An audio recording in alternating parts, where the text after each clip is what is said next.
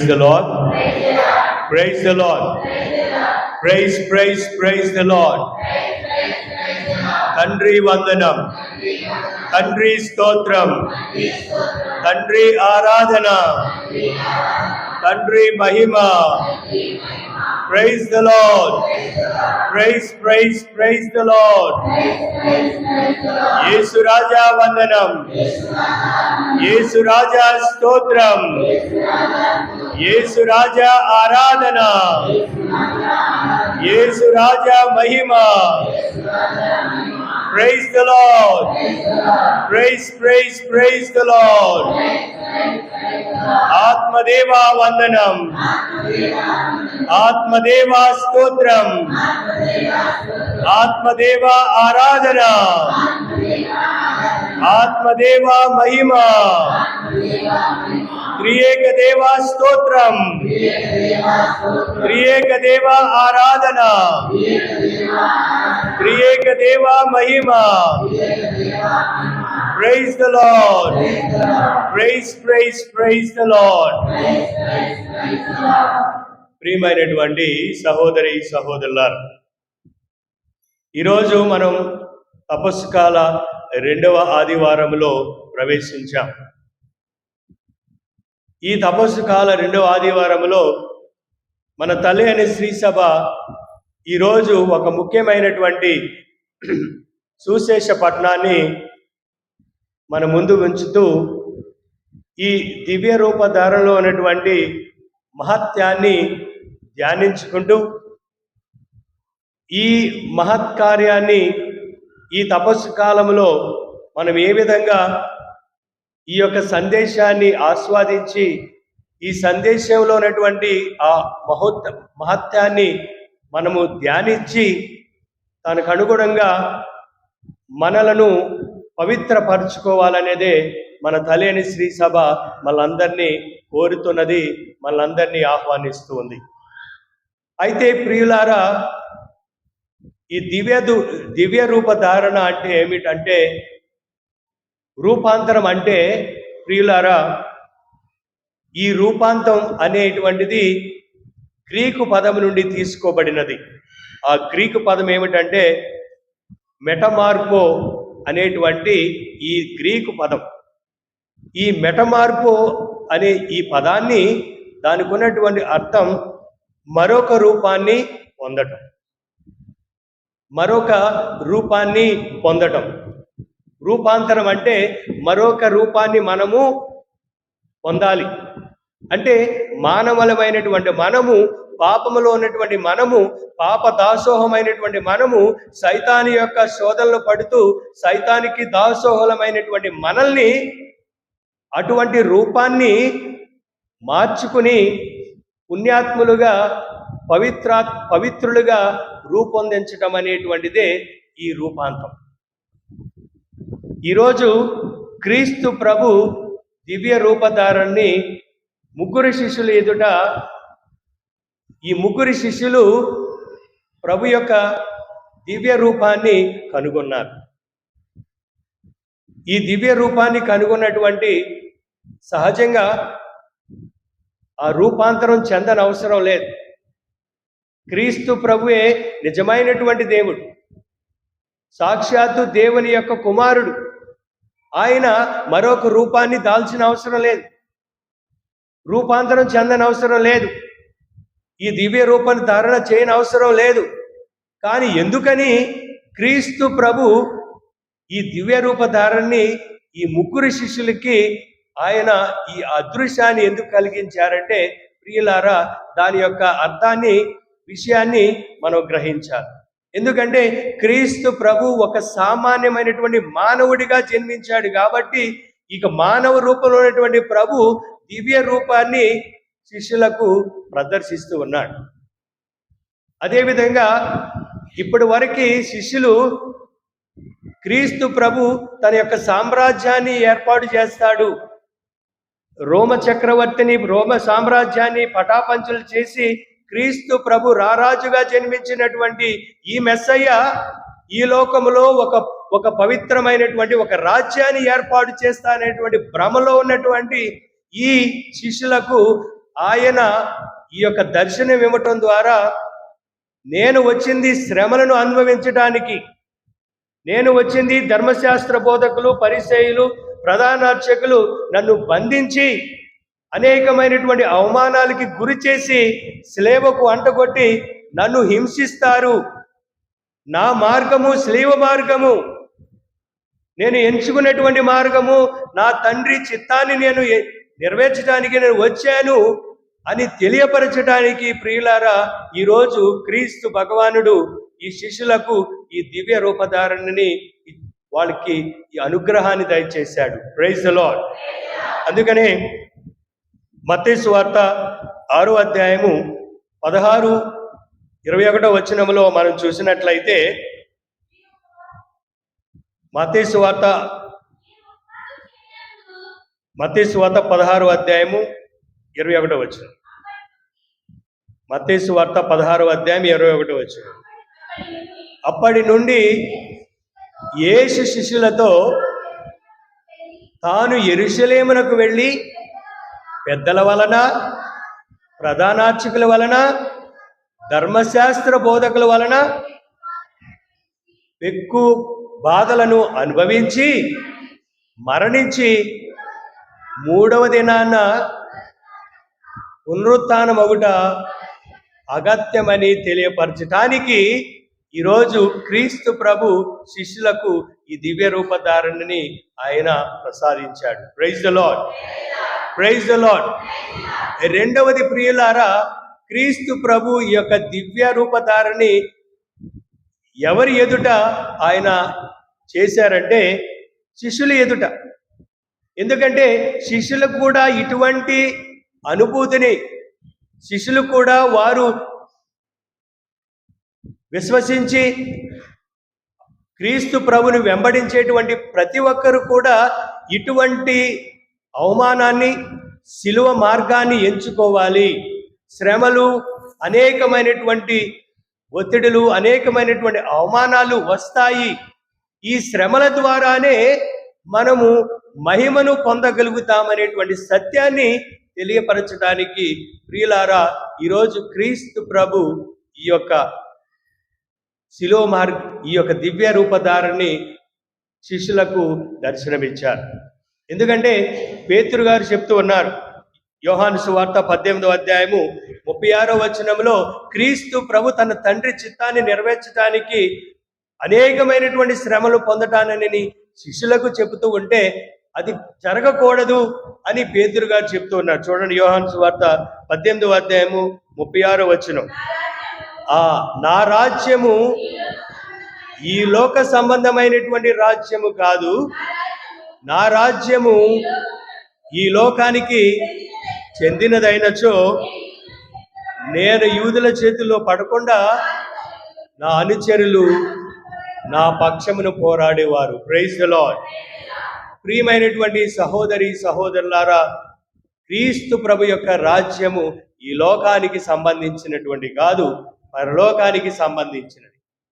అయితే ఈరోజు విన్నటువంటి సువిశేష పట్టణంలో 4 ముఖ్యమైనటువంటి విషయాల గురించి మనం ధ్యానించుకున్నాం. మొట్టమొదటిది, యేసు ప్రభు యొక్క ముఖము మార్పు చెందటం. మొట్టమొదటిది క్రీస్తు ప్రభు యొక్క ముఖము మార్పు చెందటం, సూర్యుని వలె ప్రకాశించటం. రెండవది, ఆయన యొక్క వస్త్రములు తెల్లగా ప్రకాశించటం. మూడవది, ఆయనతో మాట్లాడినటువంటి వ్యక్తులు మోషే, ఏలియా గురించి మనం ధ్యానించుకుందాం.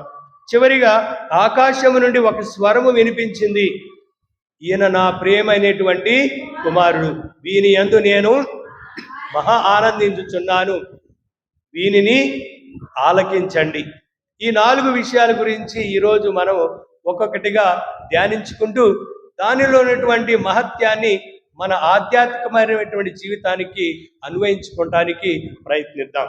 మొట్టమొదటిది, ప్రియమైనటువంటి సహోదరి సహోదరులారా, లూకా సువార్త 9వ అధ్యాయము 29వ వచనములో,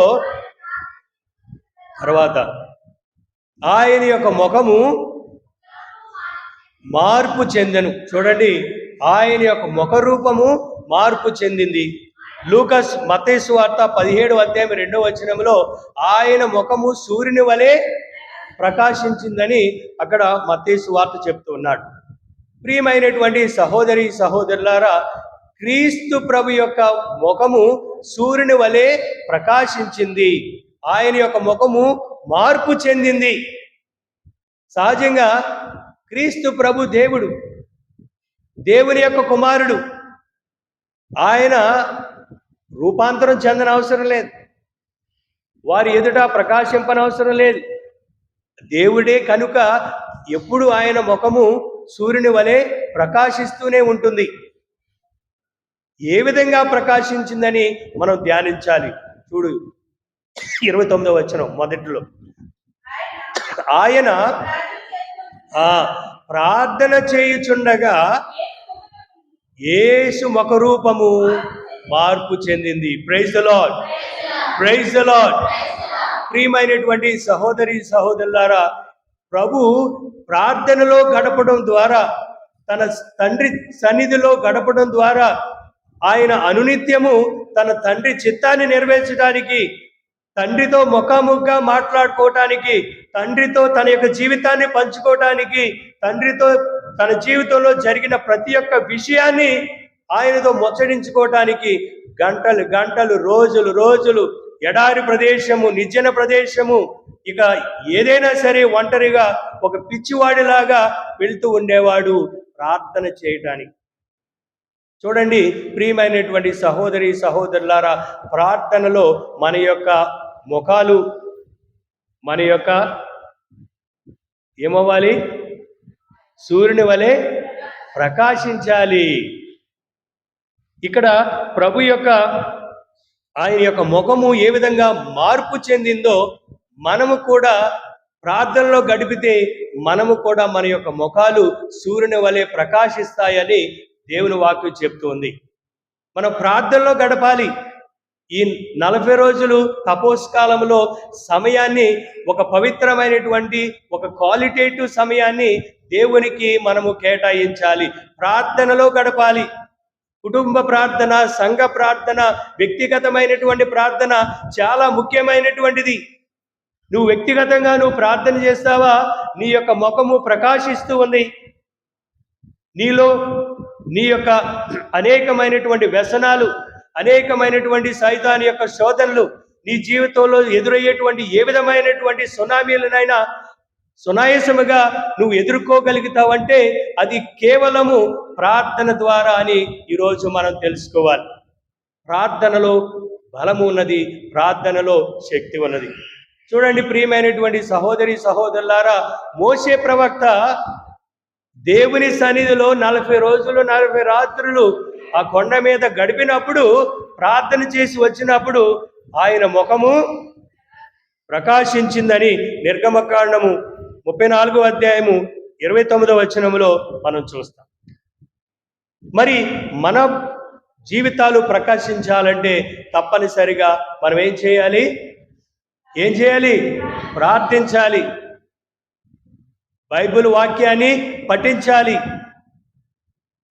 కూర్చుందును నీ సన్నిధిలో దేవా ప్రతిదినం, ధ్యానింతును నీ వాక్యమును దేవా ప్రతిక్షణం, నిరంతరం నీ నామమునే అనుకీర్తించెదను, కూర్చుందును నీ సన్నిధిలో దేవా. Praise the Lord. దేవుని సన్నిధిలో తప్పనిసరిగా మనం కూర్చోవాలి. దేవుని సన్నిధిలో తప్పనిసరిగా మన సమయాన్ని గడపాలి. మన జీవితం ప్రకాశించాలంటే మన యొక్క అనేకమైనటువంటి ఇబ్బందులు, కష్టాలు, నష్టాలు, సైతాను యొక్క శోధనలు మన నుండి వెలుతొలగాలంటే మనము దేవుని సన్నిధిలో కూర్చోవాలి. మరి అటువంటి సత్యాన్ని ఈరోజు ఈ యొక్క దివ్య రూపధారణ ద్వారా మనం తెలుసుకున్నాం. రెండవది, ప్రియమైనటువంటి సహోదరి సహోదరులారా, లూకా సువార్త 9వ అధ్యాయము 29వ వచనములో చివరి, ఆయన వస్త్రములు తెల్లగా ప్రకాశించెను. మార్కు సువార్త 9వ అధ్యాయము 3వ వచనములో, ఎవరు చలువ చేయనంతగా తెల్లగా మారేవి, ప్రకాశించాయని మార్కు సువార్తికుడు చెప్తూ ఉన్నాడు. చాలు. ప్రియమైనటువంటి సహోదరి సహోదరులారా, ఆయన వస్త్రములు వెలుగు వలె ప్రకాశించెను. ఎవరి ఎదుట వెలుగు వలె ప్రకాశించింది?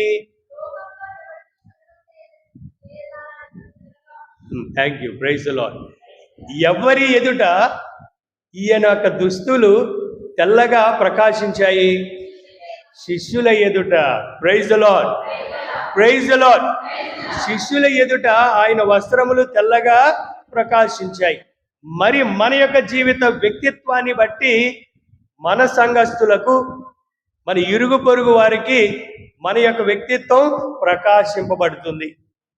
నువ్వు మంచిగా ఉంటే, నువ్వు మంచిగా మాట్లాడితే, సమాధానంగా ఉంటే, నువ్వు సఖ్యతగా ఉంటే, నువ్వు అన్యోన్యంగా ఇతరులను పలకరిస్తే నీ యొక్క వ్యక్తిత్వం ఏమవుతుంది? ఏ విధంగా?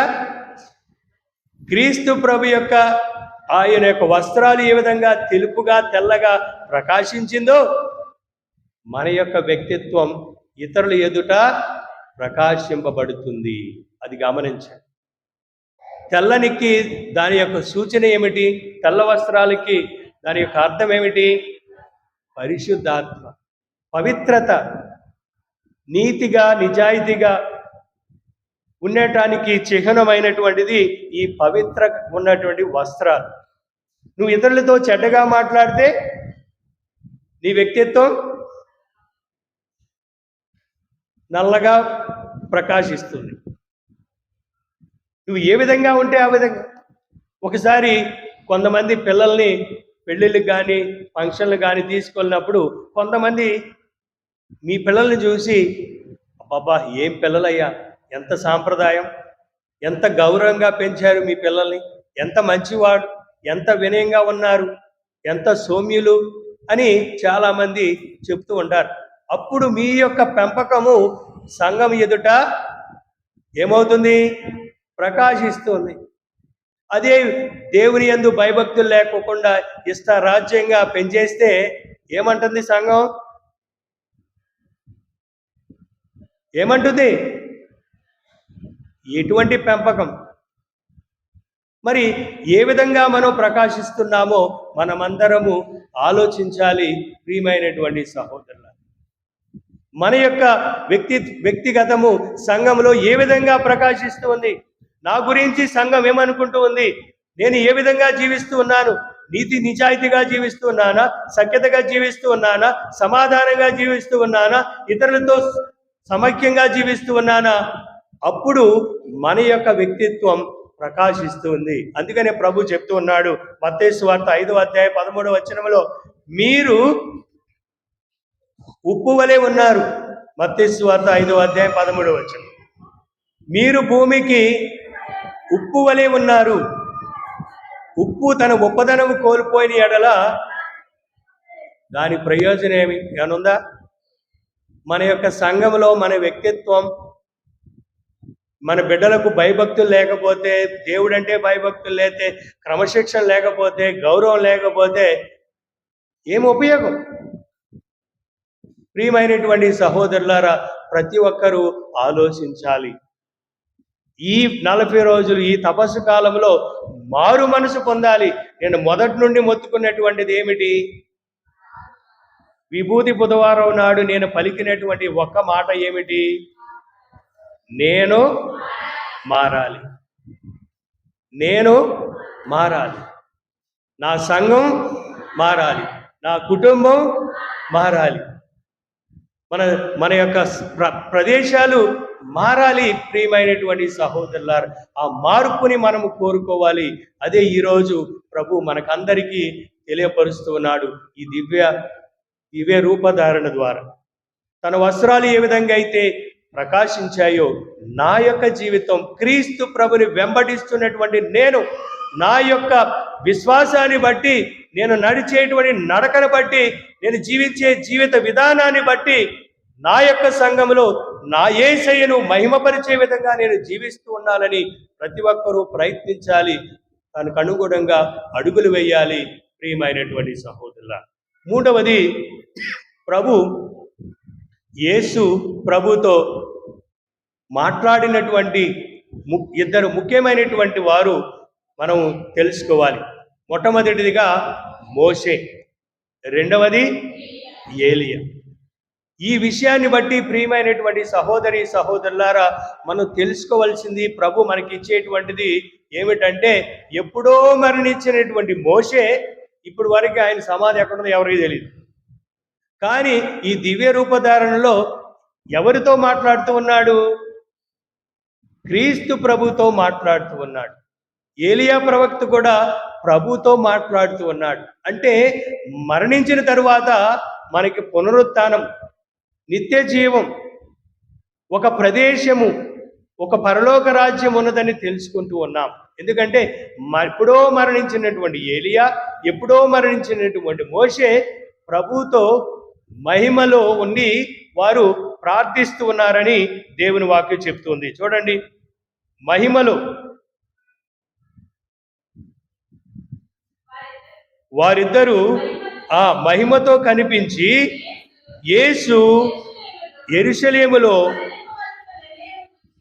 చూడండి, వాళ్ళు మహిమతో వచ్చి ప్రభుతో మాట్లాడుతూ ఉన్నారు. మహిమ మనం ఎప్పుడు పొందుతాం? మహిమ మనం మరణించిన తరువాత, అంటే శ్రమలు పొందిన తరువాత, శ్రమలతో మనకు వచ్చేటువంటిది ఈ మహిమ అని మనము గ్రహించాలి. ప్రియమైనటువంటి సహోదరులారా, రెండవది, ప్రియమైనటువంటి సహోదరి సహోదరులారా, మోషే, ఏలియా అనేకమైనటువంటి అవమానాలు పొందారు, అనేకమైనటువంటి కష్టాలు బాధలు అనుభవించారు.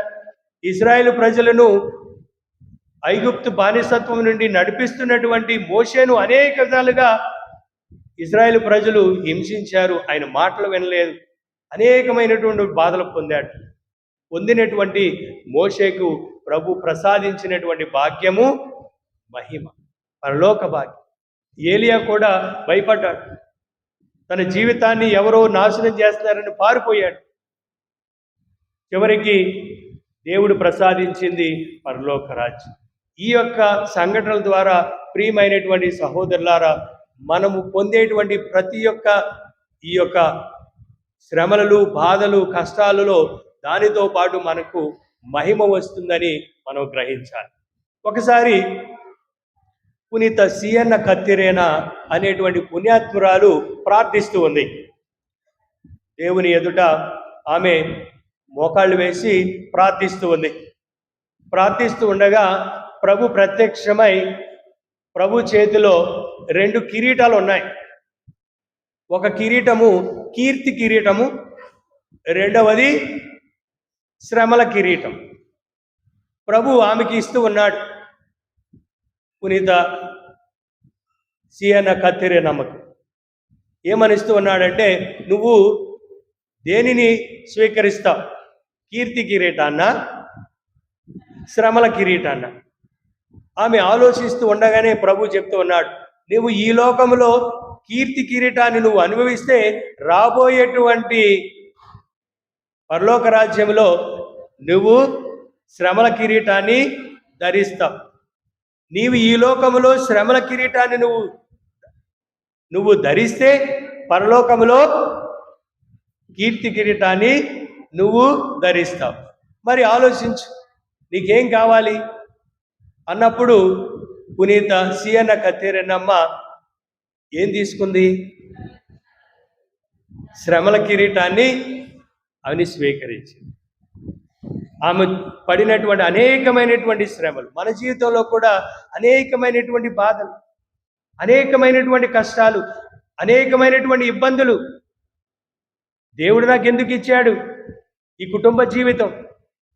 నేను ఎప్పుడు అనుకోలేదు నాకు ఇచ్చినటువంటి వ్యక్తి ఈ విధంగా ఉంటాడని నేను ఎప్పుడు ఆలోచించలేదు. నా బిడ్డలు నా మాట వినటం లేదు.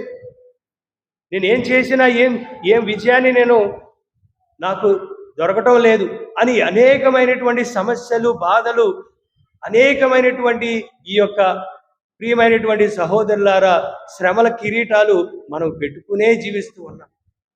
కానీ శ్రమలతో పాటు ప్రియులారా మనము పొందేటువంటిది ఏమిటి? మహిమ కిరీటము, కీర్తి కిరీటము మనం పొందుతామని మనము గ్రహించాలి.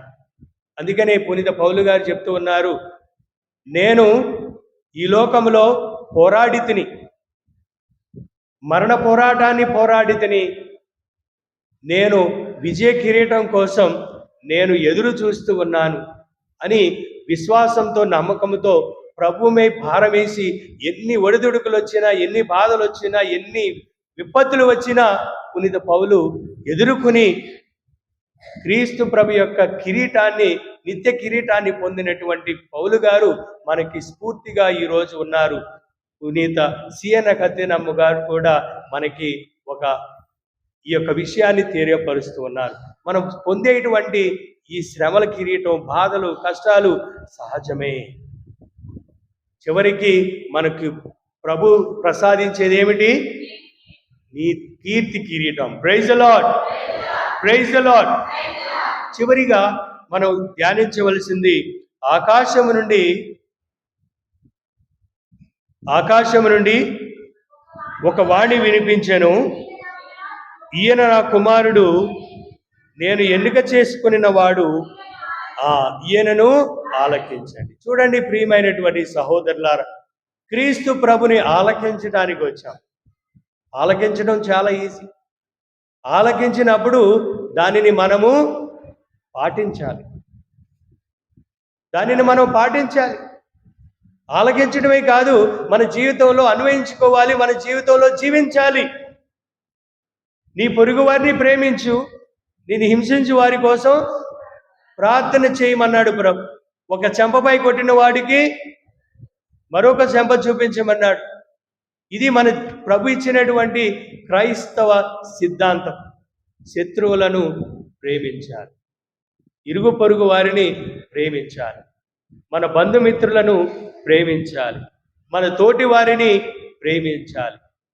మనము ఎప్పుడైతే ఈ యొక్క ప్రభు యొక్క వాక్యాన్ని మనము ఆలకిస్తామో, అనుగుణంగా జీవిస్తామో, నీతి కిరీటాన్ని మనం పొందుతామని ఈరోజు మనం గ్రహించాలి. Praise the lord, praise the lord, praise praise praise the Lord. మరి అటువంటి సత్యాలను ప్రభు మనందరికీ దయచేయాలని, మన ముఖము సూర్యుని వలె ప్రకాశించాలని, మన వస్త్రములు తెల్లగా ప్రకాశించాలని, మనం జీవించే జీవిత విధానాన్ని బట్టి, మనం మాట్లాడేటువంటి మాటని బట్టి, మన ఆలోచన బట్టి ఈ విధంగా మహిమాన్వితుడైనటువంటి ప్రభుని మనము స్తుతిస్తామని గ్రహిస్తూ మన ప్రభు మనల్ని దీవించాలని ఈ దీవెబలి పూజలో ప్రార్థన చేద్దాం. పితా పుత్ర పవిత్రాత్మ నామమున ఆమేన్.